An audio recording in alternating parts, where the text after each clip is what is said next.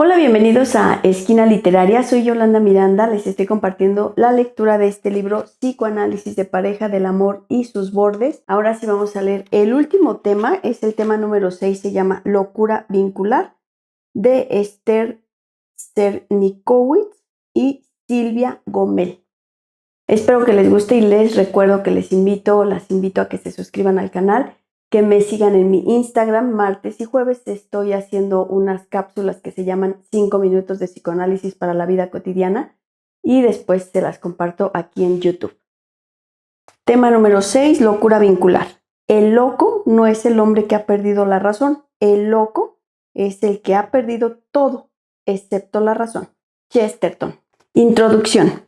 Algunos acontecimientos de la clínica nos indujeron a pensar que el psicoanálisis de pareja necesitaría dilucidar la producción de ciertas situaciones vinculares que suelen categorizarse como psicóticas, sin que ello equivalga a decir que uno o ambos miembros del vínculo puedan definirse como tales. Dado tantos años de formación positivista y de teorías causales, orientadas más hacia una idea de causa-efecto que hacia relaciones, existe frente a estos casos clínicos una fuerte tendencia a buscar quién es el más enfermo o el más loco. Nuestro interés se centró en la experiencia del trabajo con parejas en cuya producción discursiva florecían paradojas, mistificación de la percepción, ideas delirantes, etc., que solo aparecían, según sus propias palabras, cuando estamos juntos, pudiendo tener cada uno de los partenaires un funcionamiento diferente en otros vínculos y o espacios. La alianza conyugal se caracteriza por ser uno de los terrenos más fértiles para la emergencia de situaciones locas, sostenidas en un delicado equilibrio. Es en ella donde se despliega cotidianamente de modo privilegiado la manera en que cada sujeto se sitúa frente a la castración. Desde el enamoramiento se juega la búsqueda de aquel objeto, obturante de la falta, objeto perdido del deseo, objeto de amor y objeto pulsional, que nuestra cultura compele a los paternaires a una concordancia en el espacio de la alianza conyugal que, parafraseando a Freud, podríamos denominar el malestar en la pareja. Curioso mal bienestar. La idea de este capítulo surgió en sus comienzos no como reza el título, sino con un sentido más próximo a la noción de psicosis vincular. A poco andar y a mucho leer, redescubrimos el concepto de folio ad hoc, que nos fue guiando en nuestra lectura y permitió formular un primer interrogante: ¿cómo diferenciar locura de psicosis? Psicosis es un vocablo que dentro del corpus teórico psicoanalítico designa una estructura clínica con un mecanismo específico al que Freud denominó rechazo y Lacan forclusión. Locura, en cambio, es un concepto ligado desde Hegel al modo de sostener la realidad y la irrealidad de la conciencia en un mismo momento. De allí en más abordamos nuestro tema en tanto locura. ¿Es posible hablar de locura y además vincular? Aquí tomamos posición apoyándonos en un pensamiento que privilegia las correlaciones entre elementos y reconoce en estos movimientos una lógica específica. El itinerario fue imponiendo el nombre, la clínica lo iba confirmando y la cultura, con lo que se dio en llamar el caso Bobbitt, aportó el resto. Antecedentes. En un principio, la psicosis fue considerada una enfermedad orgánica hereditaria por épocas relacionadas con la brujería, pero siempre referida a hipótesis ad hoc que no podían dar cuenta cabal y menos aún científica de los desarrollos y los orígenes de dicha enfermedad. Aún en la actualidad aparecen continuamente investigaciones vinculadas a la genética y la neuroquímica, tratando de explicarla. No se trata de abstenernos de dichos avances, sino de otorgarles el lugar apropiado en el corpus científico, es decir, donde no se produzca la confusión del organismo con el sujeto. Resulta inquietante que la referencia genética llevada a sus últimos extremos pudiera caer en un determinismo absolutista. Sutil paradoja de estos postulados, dejando fuera la palabra con su efecto, recurren a ella para imponer sus axiomas cercanos a hipótesis conductistas. Hacia fines del siglo pasado, Freud, descubriendo la Tolkien Cure para las histerias de la época, da un salto en la ciencia de su tiempo y le otorga un lugar de privilegio a la palabra, en relación con la enfermedad mental, del orgánico a la palabra, al alma, al psiquismo. En 1946, Jacques Lacan, en su trabajo acerca de la causalidad psíquica, dirá, oponiéndose a las teorías psiquiátricas de Henry A., que considera incompleta y falsa: la teorización designada en psiquiatría con el nombre de organicismo. En los párrafos siguientes compara estas teorías con las de la física clásica que elaboran hipótesis al modo de partes extrapartes, es decir, una formación de relación entre función y variable, que es lo que constituye su determinismo. Este marco no designa otra cosa que el hecho de recurrir a la evidencia de la realidad física para él, como para todos nosotros desde que Descartes la basó sobre la noción de extensión. Tanto en los textos freudianos como en los lacanianos, los autores mencionan los vínculos, pero no convocan a los personajes en simultaneidad. Usamos ex profeso este término, simultaneidad, porque aparece por momentos en los desarrollos teóricos de la folie à deux, también denominada locura simultánea. Pensamos el vínculo como un circuito pulsional, jugado en lo intersubjetivo y desplegado en el discurso. Entendemos por discurso aquello que hace lazo social, lo transsubjetivo, y con lo cual el sujeto hace cuerpo, lo intrasubjetivo. Así se perfila una metapsicología del vínculo centrada en los registros de lo simbólico, lo imaginario y lo real. En el campo de lo intersubjetivo correspondería a lo imaginario todo aquello ligado al orden de la identificación con su correlato de la imago especular. El orden simbólico a su vez está adscrito a lo que la cultura legisle para el vínculo de pareja. El sistema de parentesco con sus prescripciones y prohibiciones constituye la legalidad subyacente de la alianza, subsidiaria de las determinaciones del lenguaje.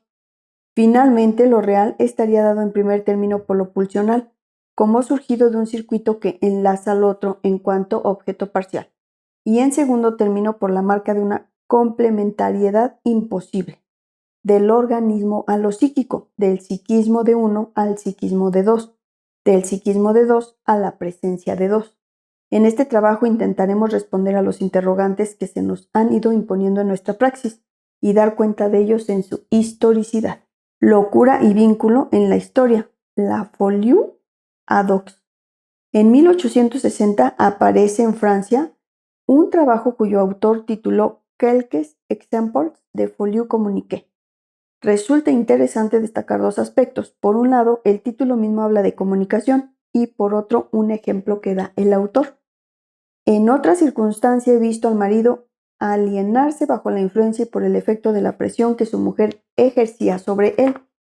Lo más singular de este último ejemplo es que la mujer, dotada de una inteligencia ciertamente superior a la de su marido y que había problematizado su razonamiento impidiéndole, por así decir, el delirio en el cual ella estaba apresada, lo hizo poner en el hospicio de Bicêtre, mientras ella quedó libre. Hechos de este tipo son raros, pero promueven preguntas del mayor interés por la patogenia de la locura. Me limito hoy a señalarlas, pero me reservo de hacer un examen más profundo ulteriormente. En 1873, Laseg y Fallret presentan un trabajo titulado La folie à deux o folie communiquée. En este podemos apreciar surgen ya asociados folie à deux y folie communiquée. Es Regis, en 1880, quien dio un paso más allá en estos desarrollos proponiendo el nombre de la folie à deux o folie simultanée. Dirá, la locura simultánea es la única forma verdadera de delirio entre muchos. En otros párrafos más adelante agrega, para nosotros, la folie à deux y por folie à deux designamos especialmente los casos de la alienación confirmada en los dos sujetos está caracterizada esencialmente por un delirio parcial de persecución, que sobreviene simultáneamente en dos individuos con herencia franca o simplemente predispuestos en virtud. Primero, esta predisposición mórbida. Segundo, del contacto íntimo y perpetuo en el cual viven. Tercero, de influencias ocasionales que suceden a la vez sobre ellos y juegan teniendo en vista la producción de su delirio, el rol de causas determinantes. Se habla de locura, palabra vulgar que se aleja del latín y del griego de la psiquiatría tradicional. Su origen incierto parece referido al árabe. No sorprende este término. ¿Por qué el cambio? ¿Por qué locura? Sí, es locura comunicada, pero no en el sentido al que parecen referirse a los autores, no como contagio, sino reconociendo y asumiendo el poder de la palabra en la enfermedad mental. Es la intrusión de la palabra de un discurso lo que en simultaneidad configura la folie à deux, pasaje de la comunicación a la simultaneidad. viraje que va del concepto teórico de causa-efecto al intento de establecer relaciones con un nuevo esquema conceptual. Y con los DOCS y su folí habremos de enfrentarnos en nuestra labor clínica. Locura y psicosis. Decíamos que el término locura se despegaba del latín y el griego, idiomas clásicos que dieron nombre en su época a las diferentes enfermedades mentales. Psicosis, rezan los diccionarios de psique, del griego alma, vincula el término a toda enfermedad mental, a psique. Se le agregaba el sufijo osis, que lo oponía así al de neurosis, vocablo ya existente. Folí, locura, es en cambio un vocablo de uso vulgar cercano a chiflado, caprichoso, extravagante y usado en sentido más genérico, dado que abarca tanto la neurosis como la psicosis o la perversión, y alude generalmente a un estado de exaltación cercano a la manía. En Elogio de la locura, Erasmo, en 1988, un texto histórico en este sentido, el término hace referencia a este modo de irracionalidad.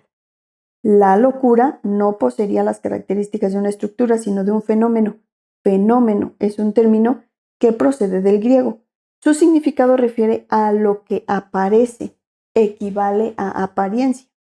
Estas apariencias son, desde Platón, contrastadas con la realidad verdadera a los seres opuestos al mundo de las meras representaciones. El fenómeno se contrapone así al ser verdadero y más aún es encubrimiento de este ser. Tenemos así dos ideas posibles en torno de este concepto. 1, lo que encubre la verdad, y 2, aquello por medio de lo cual la verdad se manifiesta, se lo vincula a lo ilusorio como opuesto a lo real y más aún asociado al concepto de fantasía. Estos últimos conceptos son harto interesantes para nuestros desarrollos. Por ejemplo, el aspecto de apariencia como encubridora de la verdad nos lleva a pensar en el término freudiano de lo manifiesto, en oposición a lo latente. Nos interesa ahora acercarnos a otro autor, Hegel, quien no sostiene esta división del mundo entre lo fenoménico y las cosas en sí, la oposición entre lo que es y no aparece y lo que aparece, pero no es. La idea de tomar lo fenoménico desde la fenomenología del espíritu se relaciona con la posibilidad de pensar la locura, desde las ideas hegelianas. La locura es así presentada como fenómeno, en tanto que la psicosis estaría del lado de la estructura. Fenómeno este de la locura que puede darse entonces en cualquier estructura clínica, atravesando las clasificaciones psicopatológicas. Los desarrollos hegelianos que podemos encontrar en la lógica y en la fenomenología extenderían demasiado este trabajo, pero trataremos de tomar solo algunos conceptos que creemos necesarios y útiles para nuestras hipótesis. La tensión en el sujeto que Freud plantea desde el malestar en la cultura tiene en parte sus antecedentes teóricos en la tensión que Hegel plantea entre lo universal, la ley y o el corazón. En ese desacuerdo del sujeto se generaría la idea de locura. En términos freudianos podemos definirla como una solución sui generis al malestar que dicha tensión genera. Así podemos leer en Hegel: la locura no puede ser entendida de manera general como si algo inesencial fuera considerado como esencial, algo no efectivamente real como real, de suerte tal que lo que para uno sería esencial o real no lo sería para el otro, y que la conciencia de la realidad efectiva y la de la no realidad, o la conciencia de la esencialidad y la de la no esencialidad, se separasen una de la otra. ¿Se huelen los aires del malestar en la cultura y el malestar en la pareja y la institución matrimonial? Podemos ahora mencionar la fórmula de la locura en Hegel. Esta locura humana se sostiene sobre la contradicción que genera la irrealidad y la realidad sostenidas en un mismo momento. La locura es esa contradicción. Al estudiar más adelante el tema de las paradojas, veremos hasta qué punto se dramatiza allí este aspecto. Lacan retrabaja en su texto acerca de la causalidad psíquica, la fórmula hegeliana, y dice: si algo es verdadero, efectivamente real y esencial para la conciencia en general, pero no lo es para mí, entonces la conciencia de su nada, yo, moi, que soy también conciencia en general, tengo al mismo tiempo la conciencia de su realidad efectiva, y cuando ambos momentos se han fijado tenemos ahí una unidad, que es la locura en general. Psicosis es en cambio un vocablo que en los desarrollos psicoanalíticos designa una estructura clínica con un mecanismo específico, al que Freud denominó rechazo y Lacan forclusión. Se opone al concepto de neurosis y de perversión, también estructuras clínicas con mecanismos particulares como la represión y la renegación, respectivamente. Queda así establecido un sistema de oposiciones que define estructuras diferentes. La forclusión pivotea sobre la abolición del nombre del padre, instancia ternaria instauradora de la prohibición del incesto. La psicosis quedará frente a la castración o de espaldas a ella. Este término tomado del vocabulario jurídico da cuenta del concepto freudiano de Verwirrung, rechazo. Lo rechazado, dirá Freud, es la representación intolerable de la cual se defiende el yo, y no quiere saber nada de ella. En los diferentes cuadros neuróticos, obsesiones, histerias o fobias, el yo recurrirá a representaciones sustitutivas a defensas que signifiquen representaciones más estables, menos dolorosas. El fracaso de estas sustituciones dará lugar a los síntomas típicamente neuróticos y se constituye así el retorno de lo reprimido de naturaleza simbólica. En las neuropsicosis de defensa, Freud en 1894 dice: pero hay aún otra forma de defensa mucho más enérgica y eficaz, consistente en que el yo rechaza la representación intolerable juntamente con su afecto y se conduce como si la representación no hubiese jamás llegado a él. Más adelante agrega: el yo se separa de la representación intolerable, pero ésta se halla inseparablemente unida a un trozo de la realidad, de la castración, y al desligarse de ella, el yo se desliga también total o parcialmente de la realidad. Queremos destacar este concepto trozo de realidad que luego retomaremos. La representación rechazada, que se ha transformado en percepción alucinada, es percibida por el yo como llegándole desde afuera, como una realidad exterior incuestionable. La constitución de un vínculo de pareja pone en juego la historia del sujeto en cuanto a cómo se las ha arreglado con la realidad de la castración, entendida fundamentalmente como acto que recae sobre un vínculo. Lo que cae bajo la interdicción es el goce del objeto endogámico. La interdicción apunta al lazo incestuoso. Si en ese lugar falta una articulación simbólica, es allí donde el vínculo será productor de locura. En este sentido, la idea de locura como crecimiento desmesurado del plano del narcisismo yoico puntúa una de las consecuencias de esta particular operatoria frente a la castración, pero no constituye su mecanismo fundamental. El vínculo, con su doble apoyatura en el psiquismo individual y en la presencia de un otro, puede llegar a convertirse en esa nueva realidad producida por rechazo, ajena a cada uno de los sujetos que la componen.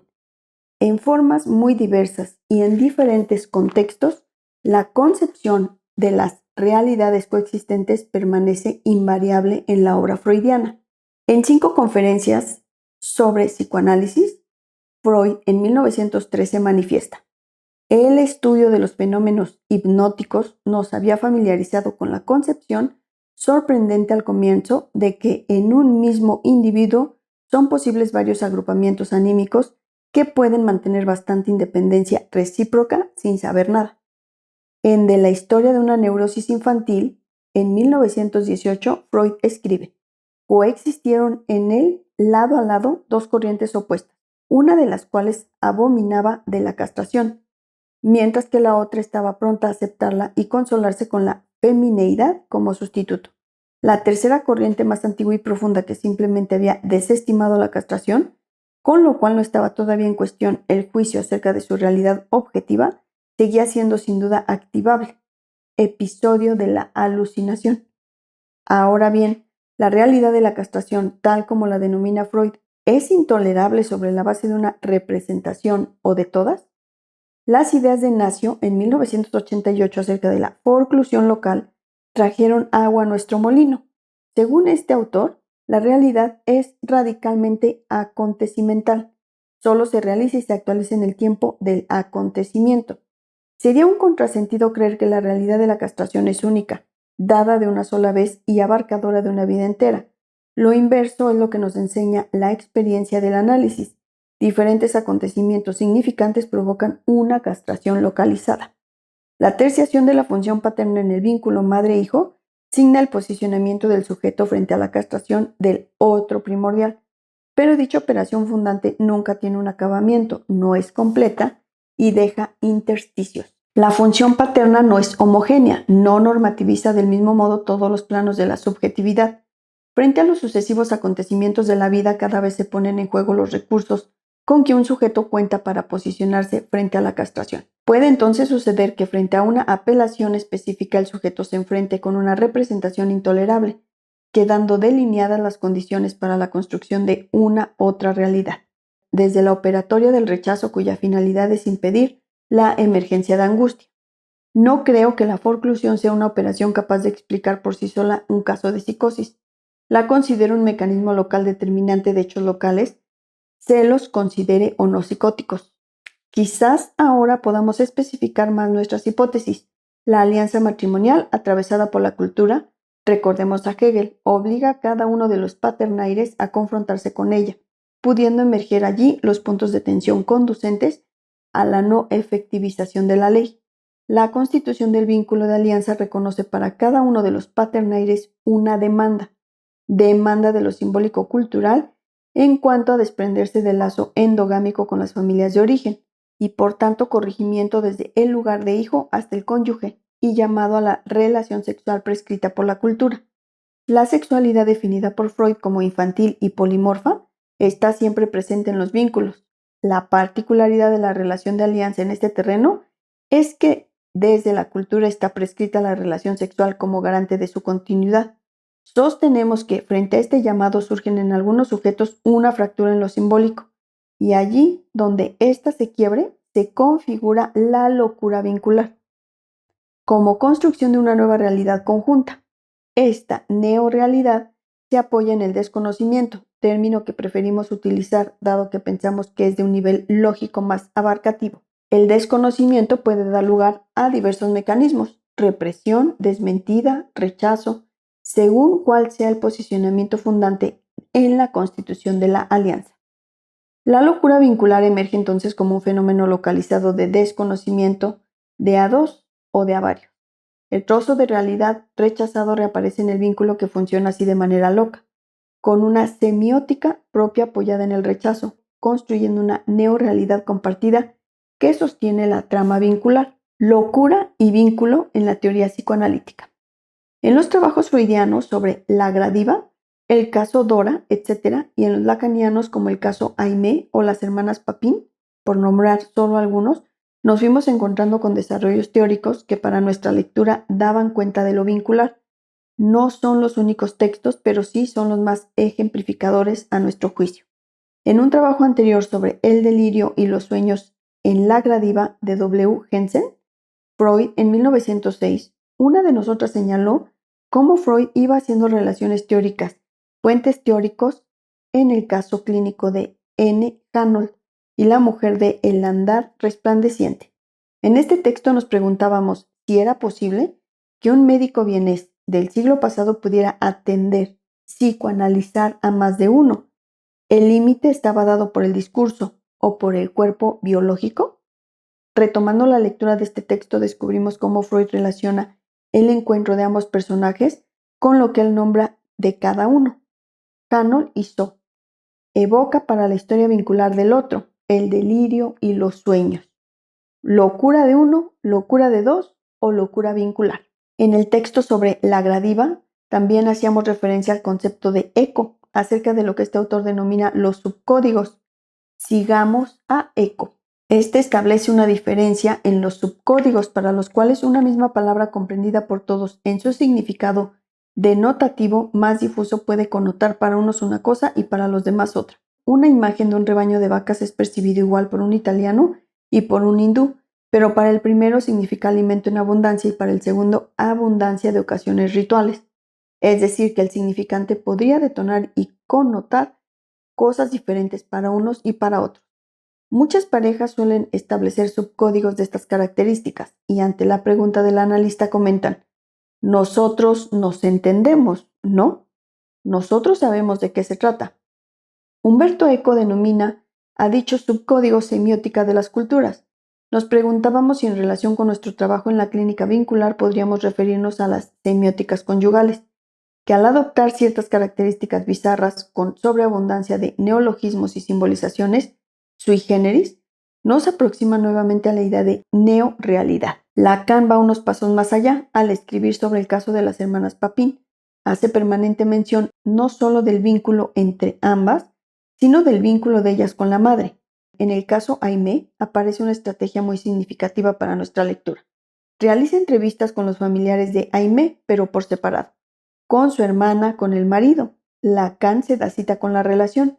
A esta relación nosotros la llamamos vínculo. En su tesis de doctorado de la psicosis paranoica en su relación con la personalidad, Lacan en 1976, podemos leer párrafos como los siguientes. Nuestro estudio nos ha impuesto, por principio de cuentas, la importancia de la historia afectiva del enfermo.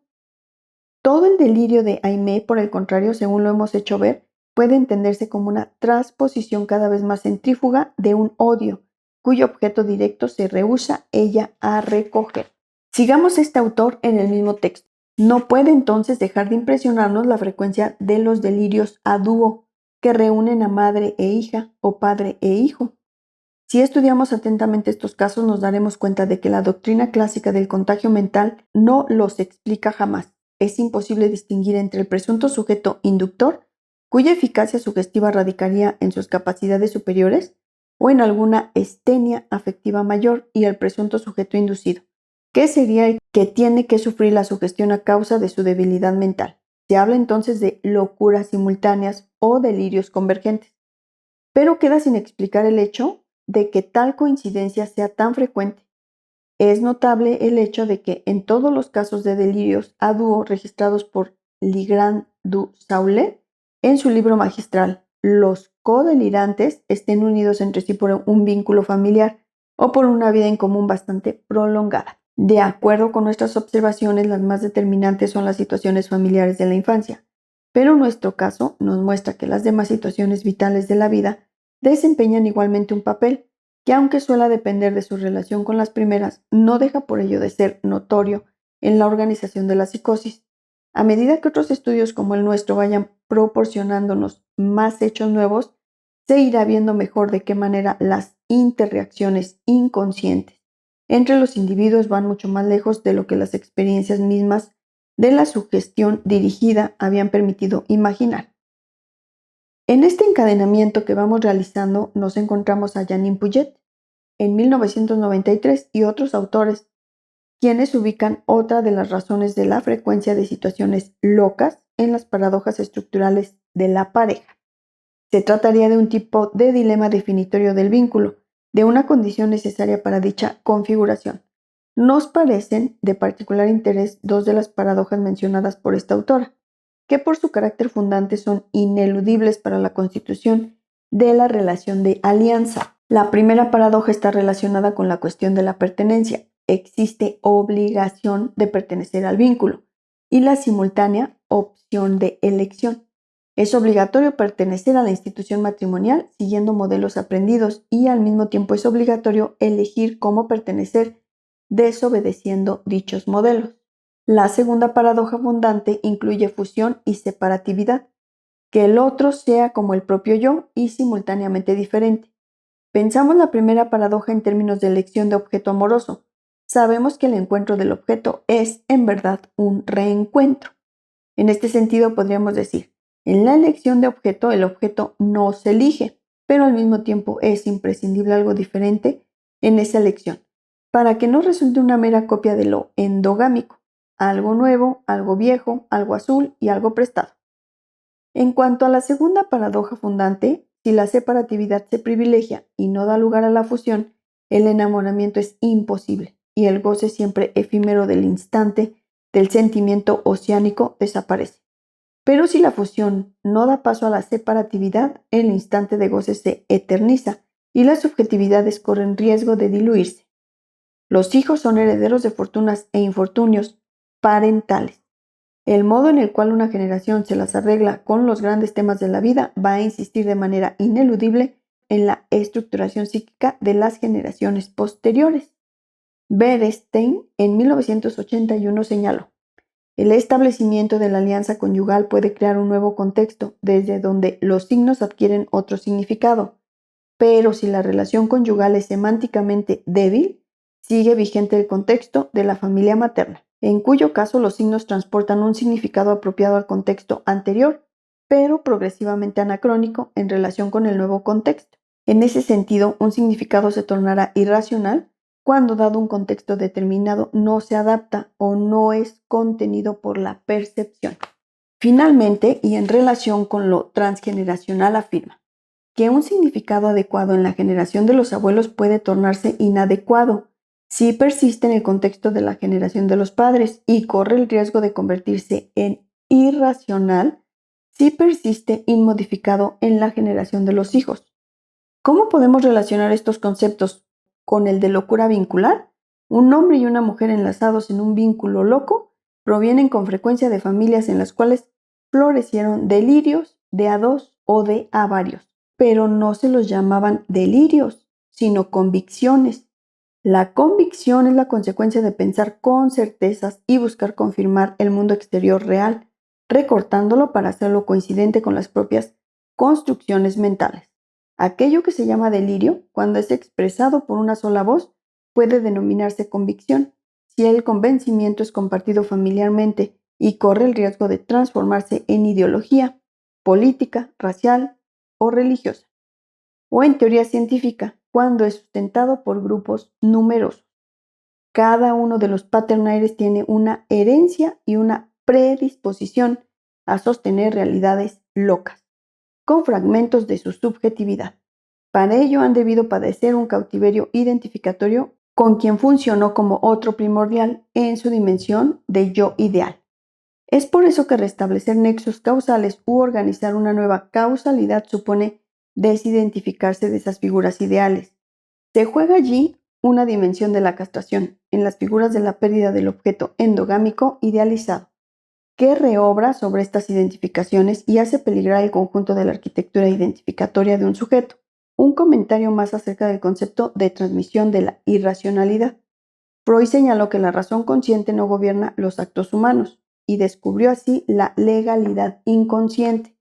La urdimbre sobre la cual se teje el vínculo de alianza está constituida por la transmisión en el plano de los enunciados y en el de las enunciaciones, y la aparente contradicción entre ambas, o sin razón, es justamente la sin razón inconsciente que atraviesa las subjetividades a través de los lazos de parentesco, constituyéndose así en verdadera razón de la locura. Nos es lícito entonces suponer que ninguna generación es capaz de ocultar a las siguientes sus procesos anímicos de mayor sustantividad.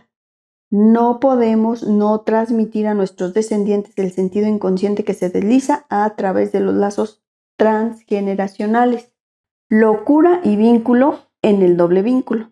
Desde la teoría de la comunicación se intentó cercar en parte la cuestión. Esta escuela se formuló la siguiente pregunta: ¿cómo es posible que a través de determinados patterns vinculares uno de los participantes del vínculo pueda enloquecer?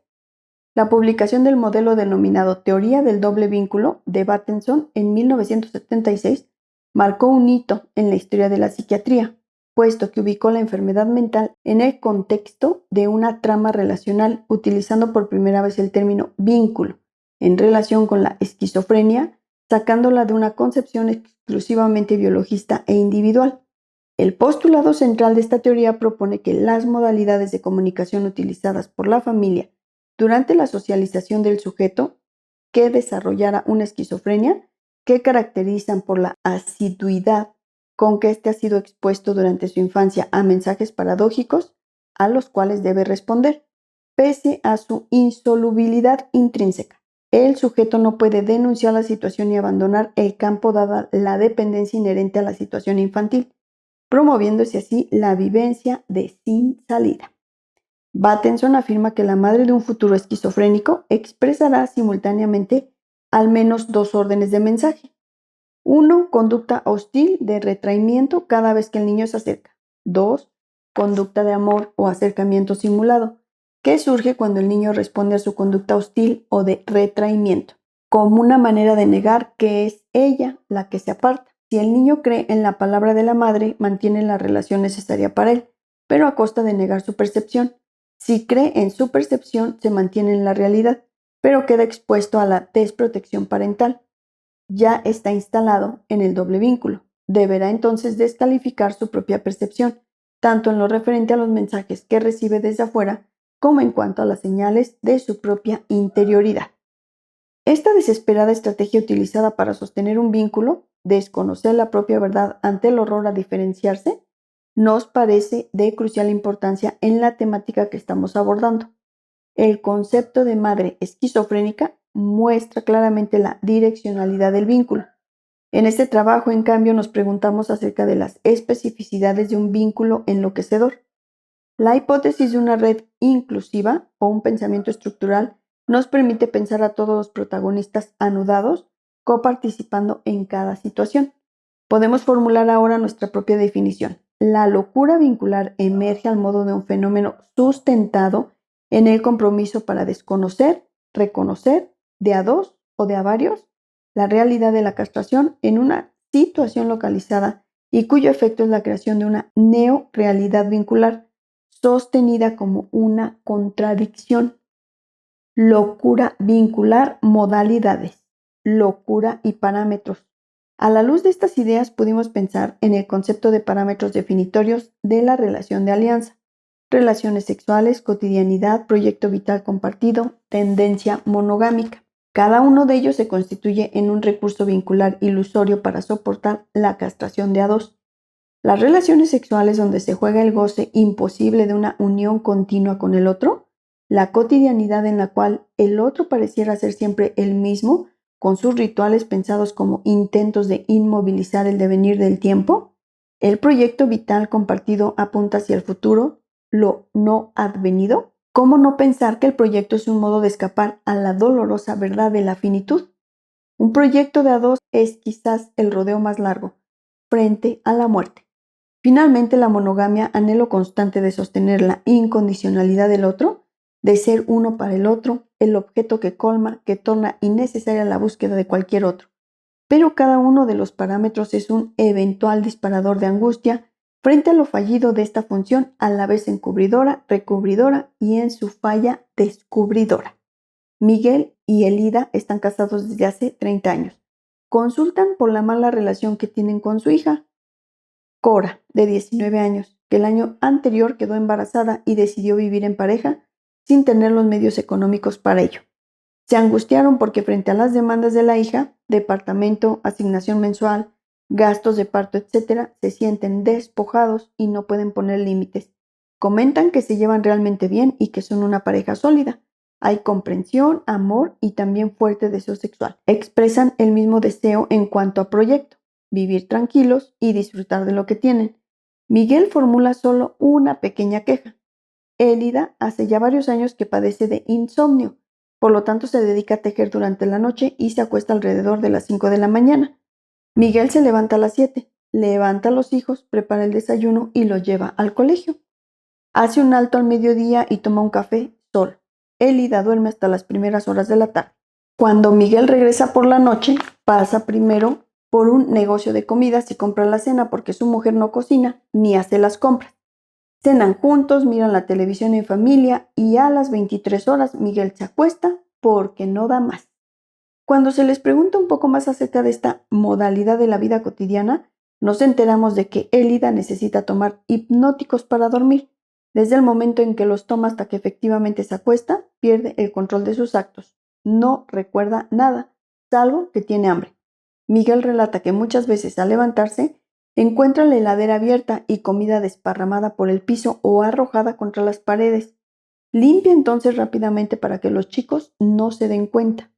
Miguel hace un alto en su relato y compungido dice que alguna vez pensó que era mejor separarse, pero que no percibir el olor del cuerpo de ella en la cama puede llegar a volverme loco. No solo en el vínculo de alianza puede suscitarse locura, mientras que otros vínculos se manejan con una lógica diferente, sino que aún en este vínculo los distintos parámetros pueden funcionar como realidades heterogéneas, diferentes pero no incompatibles. Vale decir que la neorealidad puede situarse en el plano de uno de los parámetros, por caso la cotidianidad, sin impregnar excesivamente los otros.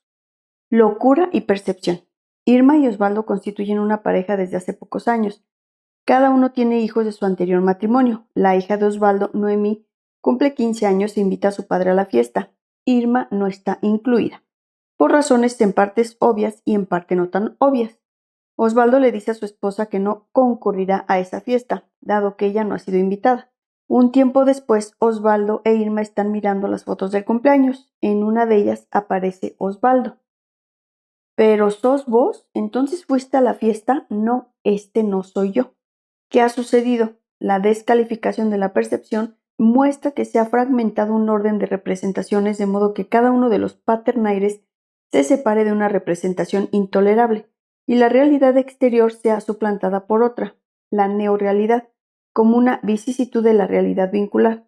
Recordamos el texto de Eco, y parafraseando en lo que dice acerca de la semántica de las culturas, volvemos a decir semántica conyugal al estilo de un neologismo. El acuerdo para sostener el sos vos, no soy yo, crea una neorrealidad que reemplaza en algunos puntos a la realidad exterior y la foto pasa a ser un modelo de falsificación de la percepción, al servicio del mantenimiento del vínculo imprescindible para los dos sujetos, más allá de los niveles imaginarios de asimetría o dependencia. Aquí nos separamos de Battenson. En esta viñeta podemos observar entonces cómo el par dialéctico, conocimiento-desconocimiento, funciona en la operatoria de la locura vincular. Irma reconoce a Osvaldo. Este desconoce ser él.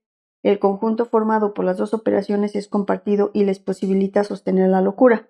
Y es locura, porque ambos sostienen desde la contradicción. Sos vos, no soy yo. Una neorrealidad. Recordemos a Hegel, esta locura humana se sostiene sobre la contradicción que genera la irrealidad y la realidad sostenidas en un mismo momento. La locura es esa contradicción.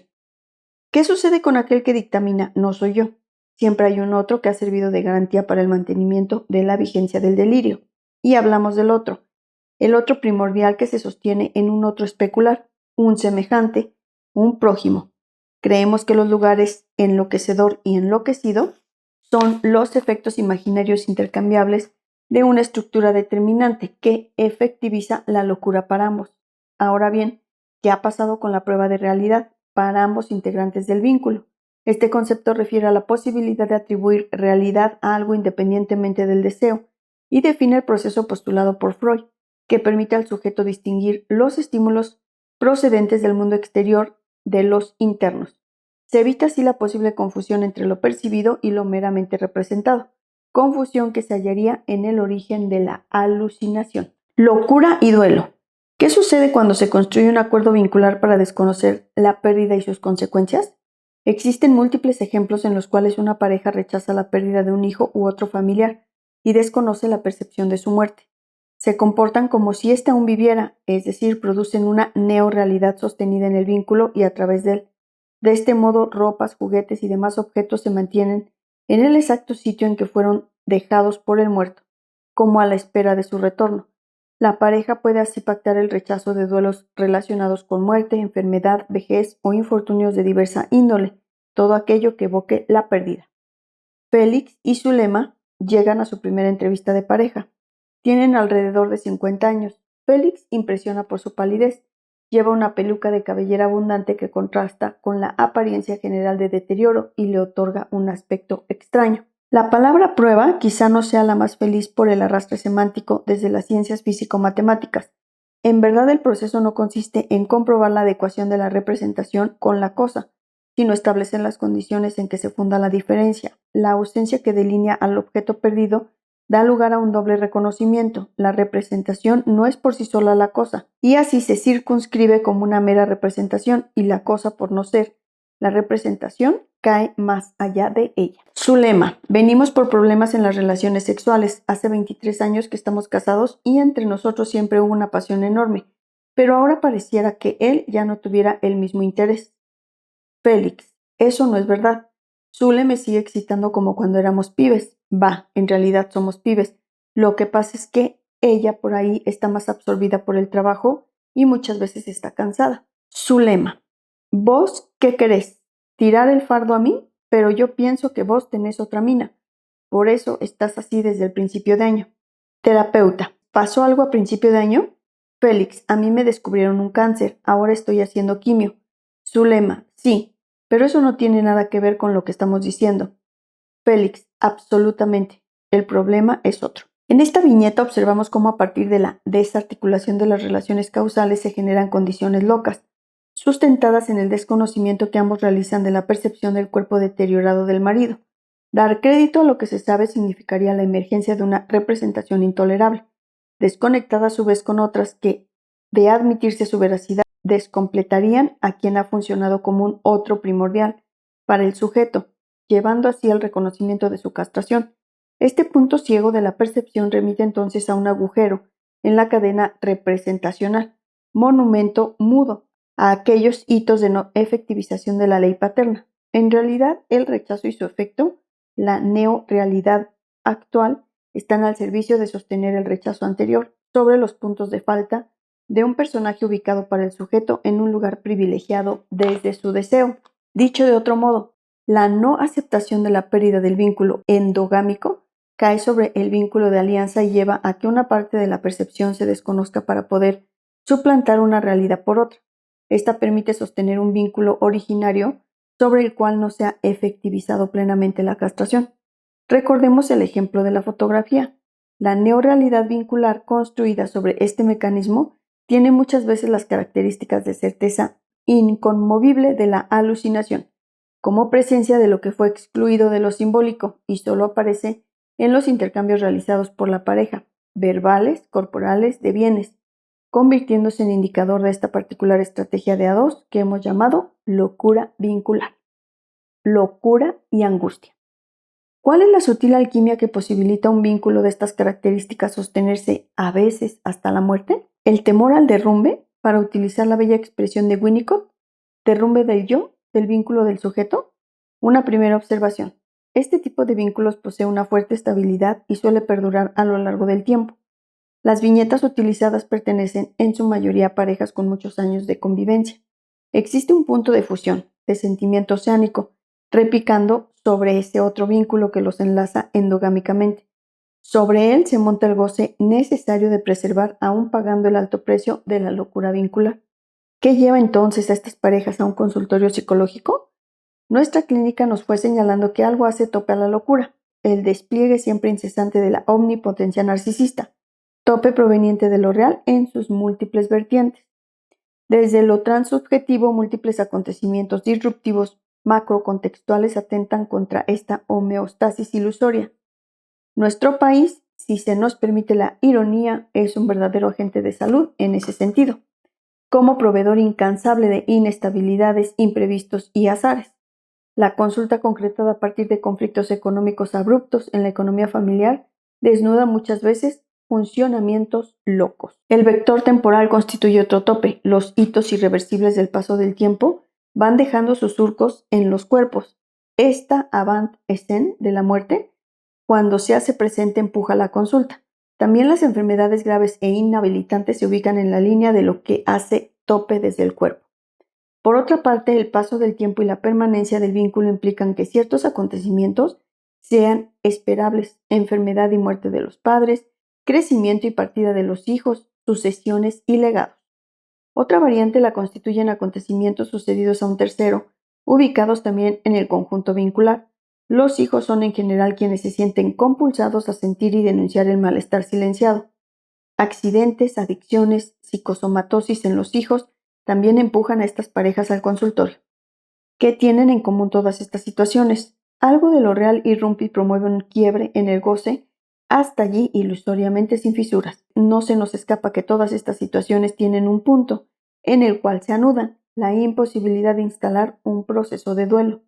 A partir de allí, se produce emergencia de angustia ligada al temor, al derrumbe del goce, que sustenta el vínculo, tal como en la viñeta de Élida y Miguel, sin dejar de ver la diferencia entre la eclosión del cáncer y la bancarrota, en cuanto ésta reconoce una historia que la enfermedad presentifica.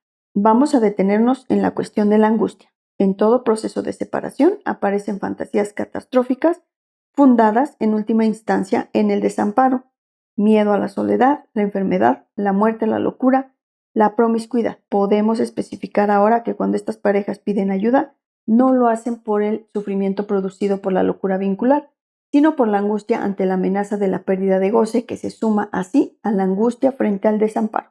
Los Bobbitt. Un hecho singular impactó de modo muy destacado a la opinión pública hacia finales del año 1993. Lorena Bobbitt, llevada por un impulso irresistible, una noche de junio castró a su marido. La mujer utilizó estos términos impulso irresistible para describir el acto cometido. La prensa toda, con cataratas de información referidas al juicio, la denominó mujer castradora, mutiladora sexual, etc. Esta mujer ecuatoriana de 24 años, manicura de profesión, casada con un exmarín estadounidense, alegaba en su defensa haber recibido maltratos de parte de su marido. Decía que se vio obligada a abortar, que la violaba sexualmente y la golpeaba, y describía un sinnúmero de situaciones cercanas a la tortura física y mental. Añadía que su religión le impedía resolver la situación a través de un divorcio. Los fiscales solicitaron para la inculpada 20 años de prisión. El jurado recurrió a sesiones de psicodrama para poder resolver el caso y llegar a un veredicto. Finalmente fue declarada no culpable por insania, gracias a lo cual fue internada en un hospital psiquiátrico. Allí debía permanecer un tiempo mínimo de 45 días hasta que los profesionales llegaran a una conclusión acerca de su grado de enfermedad. Hasta aquí un pantallazo, por cierto breve, de las noticias aparecidas en todos los medios. Nos interesa destacar, a los fines de nuestro tema, ciertos títulos y algunos comentarios de la prensa. En el diario Página 12 del 19 de enero de 1994 apareció el siguiente trabajo periodístico que decidimos incluir en su totalidad, pues además de ser el título harto elocuente, todo su desarrollo nos pareció interesante. La razón de la locura. Una psiquiatra, testigo clave de la defensa, dijo que la acusada se había vuelto loca cuando le amputó el pene a su marido. Él le había cortado las vías de escape, explicó. Página 12 en Estados Unidos por MFC desde Nueva York. Uno de los testigos clave de la defensa, la psiquiatra Susan Fiester, declaró ayer que Lorena Bobbitt estaba loca cuando le cortó el pene a su marido y que había sufrido 2 traumas consecutivos la noche del incidente, el de la violación y el del acto de mutilación. Su marido le había cortado psicológicamente todas las vías de escape. Esto originó un impasse, una situación que la volvió loca. Tuvo una crisis, atacó así el que ella consideraba un instrumento con el que se la torturaba, el pene de su marido, argumentó Fiester. La profesional fundamentó así la tesis de la defensa, que intenta demostrar que Bobbitt estaba temporalmente insana cuando cometió el extraño acto de revancha contra los que presuntamente fueron varios años de abusos físicos y verbales por parte de su pareja. Fiester, que en términos legales responde a la característica de testigo experto, habilitado para dar su opinión sobre el caso, examinó a Lorena después de que ocurrió el ataque. La especialista señaló que la acusada había sufrido una breve psicosis reactiva en el momento en que llevó a cabo el ataque. Indicó asimismo que no es extraño que frente a semejante suma de hechos traumáticos, Lorena haya perdido parcialmente la memoria y le cueste reconstruir el momento en que realizó el corte del órgano sexual con una cuchilla de cocina. La psiquiatra describió a Bobbitt como un caso típico de mujer golpeada, quien no abandona a su marido porque siente que de alguna manera su matrimonio puede salvarse y funcionar pese al abuso. Ella dijo que amaba a su esposo y que esperaba que pese a la violencia volvieran a estar juntos, dijo la experta, quien entrevistó a Lorena por más de 13 horas. La semana previa al ataque, Lorena Bobbitt decidió comenzar con los trámites del divorcio, y el ex marín John Wayne Bobbitt le dijo que la seguiría y la encontraría donde estuviera y que la obligaría a tener relaciones sexuales en el momento en que él quisiera y de la manera que quisiera. Testimonió Fiester. Lorena hizo el viernes pasado una detallada y llorosa descripción de la noche en que perpetró la mutilación, pero dijo no recordar el momento específico ni cómo la consumó. El caso Bobbitt no solo es seguido con apasionamiento tanto en este país como en el extranjero, sino que ha alcanzado insospechadas repercusiones internacionales. La semana pasada un grupo de feministas ecuatorianas amenazó con castrar a 100 varones estadounidenses si Lorena es condenada y deportada. Ayer algunos canales de televisión transmitieron imágenes del pueblo natal de Lorena en Ecuador, mostrando pequeños grupos de manifestantes con carteles que decían «Lorena, estamos contigo». También se transmitieron entrevistas a la maestra de Lorena y a familiares. Bobbitt puede ser condenada a 20 años de cárcel y ser deportada a Ecuador si el jurado, integrado por 7 mujeres y 5 varones, la encuentra culpable. Su marido, John Bobbitt, fue absuelto en noviembre del cargo de haberla asaltado sexualmente y ha negado de plano haberla golpeado y violado alguna vez durante los 4 años de matrimonio. Su pene fue reimplantado y recién recuperará el uso completo del órgano en unos 2 años. Esta segunda nota es asimismo elocuente acerca de los puntos que iremos señalando en nuestro trabajo. John Bobbitt también dice quererla a pesar de todo. El hombre al que le cortaron el pene. El marido de Lorena Bobbitt dice que la quiere a pesar de todo. Nueva York y Manassas, ANSA y AFP. Mientras el jurado empezó ayer a deliberar para decidir si declaraba culpable o inocente a Lorena Bobbitt, su exmarido John Wayne Bobbitt afirmó que aún siente afecto por la mujer que le cortó el pene con un cuchillo de cocina. El ex integrante del Cuerpo de Infantes de Marina también sostuvo: nunca la golpeé y mucho menos la violé. Le tengo afecto a pesar de todo. En el último día de testimonio, John Bobbitt fue interrogado por su abogado defensor con el fin de que contase en forma detallada la vida sexual que mantuvo durante su matrimonio. Además, negó que hubiese forzado alguna vez a su exmujer a mantener relaciones anales, pero luego sostuvo que ella estaba de acuerdo aunque no le gustaba. John Bobbitt también se refirió al aborto que Lorena debió realizarse pocos días antes de su primer aniversario de bodas. Ella hizo todos los trámites, yo solo la llevé al hospital y después la llevé de vuelta a la casa, donde la abracé diciéndole que olvidara, que ya era cosa del pasado. El viernes pasado Lorena afirmó ante el jurado exactamente lo contrario, al relatar que su exmarido la había obligado a interrumpir el embarazo. Incluso dijo que Bobbitt se había burlado de ella en la clínica. En su testimonio, además, la mujer de origen ecuatoriano sostuvo llorando que su ex esposo la violaba en forma regular. En el caso de que el jurado la declare culpable, el juez puede llegar a condenarla a 20 años de prisión y a la expulsión de los Estados Unidos. Príncipe Azul. Los abogados defensores de Lorena la describieron como una muchacha de buenas costumbres, una católica devota que nunca había mantenido relaciones sexuales antes del matrimonio. Según la defensa, ella es una mujer ingenua que creyó que John era su príncipe azul, pero sus abogados también se encargaron de hacer hincapié en que Lorena es una muchacha poco inteligente, con un cociente apenas superior al normal. Durante el juicio, tanto la defensa como la acusación llevaron expertos para que declarasen sobre el estado mental de la mujer la noche en que le cortó el pene a su marido con un cuchillo de cocina. La psiquiatra Susan Fiester, quien fue llevada por la defensa, sostuvo que la señora Bobbitt padecía un estrés postraumático, producido por el síndrome de mujer golpeada. Por este motivo, según la experta, Lorena atacó el arma que causaba su tortura, el pene de su esposo. La intención de los abogados defensores es probar que la mujer actuó bajo un impulso irrefrenable. Con ese argumento esperan convencer a los 12 miembros del jurado, integrado por 7 mujeres y 5 hombres, de la inocencia de Lorena. En cierta forma, esta estrategia pareció complicarse con el testimonio de Connie James, una manicura amiga de la acusada. Según James, en algunas ocasiones Lorena le había dicho que en el caso de que su marido le engañase no dudaría en cortarle el pene. Miller Ryan, un médico citado por la acusación, se encargó de rebatir el eje central de la defensa. Según el médico, Lorena Bobbitt no era presa de una pulsión irresistible, sino de una pulsión a la que no supo resistir. Lo que es diferente, la cobertura del juicio a la joven manicura, quien adquirió una inusitada popularidad y apoyo de parte de varios movimientos feministas de los Estados Unidos y el Ecuador, llevó a que la cadena televisiva CNN, que transmitió en vivo durante 3 días, duplicara su audiencia. Así como en el artículo anterior, Lorena manifestaba no poder reconstruir el momento en que realizó el corte del órgano sexual. John Wayne dice: no la golpeé y mucho menos la violé. Le tengo afecto a pesar de todo. El desconocimiento frente al acto de locura aparece aquí con toda su fuerza dramática. Pareciera que hasta aquí nos hubiéramos abocado al caso Bobbitt, rastreando lo sucedido a cada uno de los cónyuges. Creemos que ahora llega el momento de hablar del vínculo.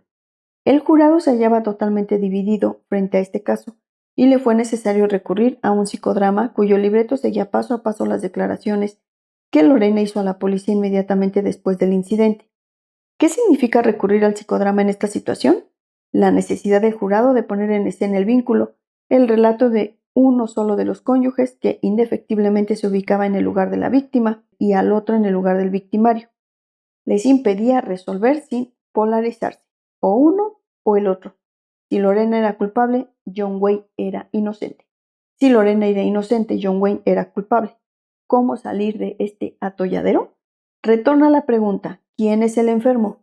¿Quién es el más loco? Podemos apreciar en el primer artículo frases dichas por un interviniente, en el caso que no dejan de asombrarnos. Lorena Bobbitt estaba loca cuando le cortó el pene a su marido. Luego, refiriéndose a la situación de encierro en que se encontraba, Lorena agrega: esto originó un impasse, una situación que la volvió loca. Él le había cortado todas las vías de escape. La profesional fundamentó la tesis de la defensa en el hecho de que Bobbitt estaba temporariamente insana. La bastardilla es nuestra. El artículo continúa con definiciones tales como breve psicosis reactiva.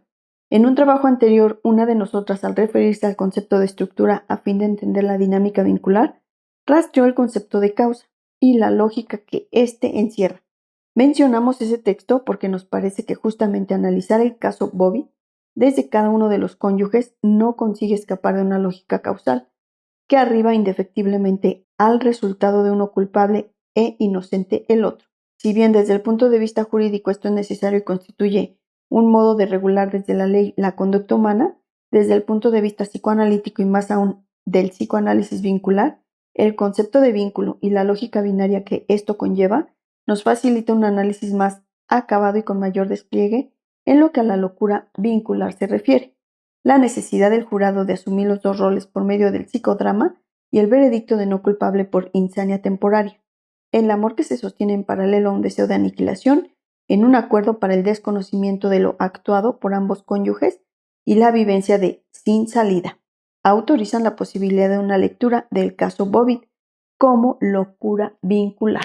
Los Rivero, marido golpeador. Un hombre que agredió a su esposa en varias oportunidades fue condenado ayer a 2 años de prisión en suspenso y a someterse a un tratamiento psicológico, ya que su mujer lo perdonó y está dispuesta a reanudar su vida en común. Se trata de Jorge Walter Rivero, de 28 años, condenado por el Tribunal Oral número 8 en el marco de una causa caratulada: lesiones leves agravadas por el vínculo. Durante el juicio fue probado que Rivero propinaba severas palizas a su mujer y el imputado admitió que era adicto a la cocaína. La mujer, María del Carmen Iramaín, dijo que su esposo solía tener 5 minutos de locura, pero después se le pasaba. Esta noticia aparecida en el periódico se enlaza con nuestro tema de estudio y es por ello que decidimos su inclusión. Destacamos en este breve artículo aparecido en página 12 el 23 de marzo de 1995. 2 comentarios. En el marco de una causa caratulada lesiones leves agravadas por el vínculo, y otro que dice: la mujer, María del Carmen Iramain, dijo que su esposo solía tener 5 minutos de locura, pero después se le pasaba. El título de esta noticia, marido golpeador, nos remite nuevamente a lo anterior: quién es el culpable y quién el inocente. Bobby era también un marido golpeador, pero dada la respuesta de su esposa, la prensa tituló el caso como el de la castradora. Agravadas por el vínculo nos parece una definición muy clara y elocuente que permite salir de la locura de uno, víctima o victimario, e ingresar en esos 5 minutos de locura vincular. Acerca de lo transsubjetivo.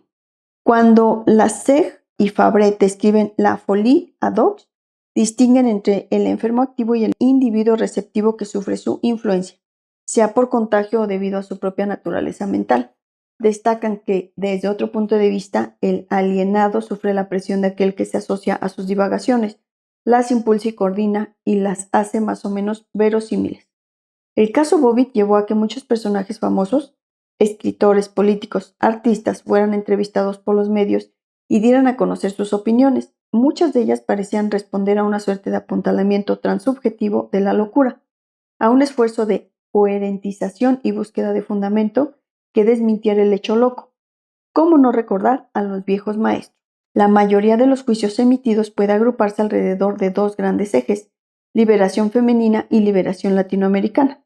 La semana pasada, un grupo de feministas ecuatorianas amenazó con castrar a 100 varones estadounidenses si Lorena es condenada y deportada. En los países civilizados, a las mujeres se les cortan los senos para meterles siliconas o les raspan la cara para quitarle arrugas. Y no hay tanto alboroto internacional que yo sepa. Lorena Bobbitt es la representante de tantos millones de latinoamericanos que fueron sometidos por el imperialismo yanqui. Bajo la apariencia de doctrinas libertarias, liberación femenina, liberación latinoamericana, se produce la paradoja de que los sujetos John Wayne Bobbitt y Lorena Bobbitt queden objetalizados, coagulada su subjetividad en discursos referidos a un imaginario social específico en cuya trama la palabra de los protagonistas pierde valor. Sin duda, todo vínculo necesita ser contextuado. Solo deseamos remarcar la desmesura que rodeó este hecho penoso y pensarla desde la potencialidad expansiva de la locura, aquello que muchos autores llamaron contagio afectivo. En este sentido, resulta interesante advertir la remarcable diferencia que se produce en el macro contexto frente a hechos de violencia francamente psicóticos: asesinato de niños a manos de sus padres, violencia y abuso sexual de un hijo hacia su madre, etc. De aquellos que podríamos encuadrar dentro de nuestra definición de locura vincular: el caso Bobbitt, el caso Monzor. En las situaciones donde predomina el aspecto psicótico, se produce una especie de repulsa, de apartamiento. Podríamos decir que lo psicótico abroquela en una tendencia centrípeta. En cambio, en el campo de la locura vincular existe una potencia centrífuga que se propaga a lo transsubjetivo y a su vez reobra sobre los protagonistas. A la luz de estas ideas vale la pena releer algunas de las declaraciones de la protagonista en abierta contradicción con las pseudo-interpretaciones mencionadas. Para mí, una pobre muchacha ecuatoriana, casarme con un ex marín era tocar el cielo con las manos. Para mí, una pobre muchacha ecuatoriana, casarme con un ex marín era tocar el cielo con las manos. Espero formar una familia normal, un hogar, tener hijos. No he abandonado el sueño norteamericano. Este acto reivindica una larga y cruel historia de sometimiento y opresión entre los pueblos. El humor, esa maravillosa manera de plantear lo terrible, jugó con la misma idea. La acción de la ecuatoriana Lorena Bobbitt ha hecho posible la primera gran derrota de la infantería de marina norteamericana después de Vietnam, y por lo tanto alumbra el camino de la liberación de los pueblos latinoamericanos. Crear 2, 3, muchas Lorenas en América Latina es la consigna. Conocer es una tragedia, decía Nietzsche. Lo trágico del posmodernismo es justamente la abolición de la dimensión trágica del conocimiento para el ser humano. Sabemos que la cultura actual sacraliza la imagen. Todo es espectáculo. El aparato más mediático devoró el caso Bobbitt, borrando la desdicha de un vínculo loco y llevándolo a una serie sucesiva de happy ends. La lógica del consumo se abalanzó sobre esta historia dolorosa e incluso engulló a los protagonistas. Los periódicos informaron que en la corte de la ciudad de Manassas había aproximadamente 300 periodistas y que en el pueblo se vendían remeras con todo tipo de inscripciones de humor negro en alusión a lo sucedido. Varios cientos de televidentes estadounidenses protestaron porque la CNN reemplazó las declaraciones de Lorena por la conferencia de prensa en Kiev del presidente Bill Clinton. John Wayne Bobbitt viajó a diferentes países de Europa, el Japón y también a la Argentina, con contratos realizados por un agente publicitario, que tomó a su servicio.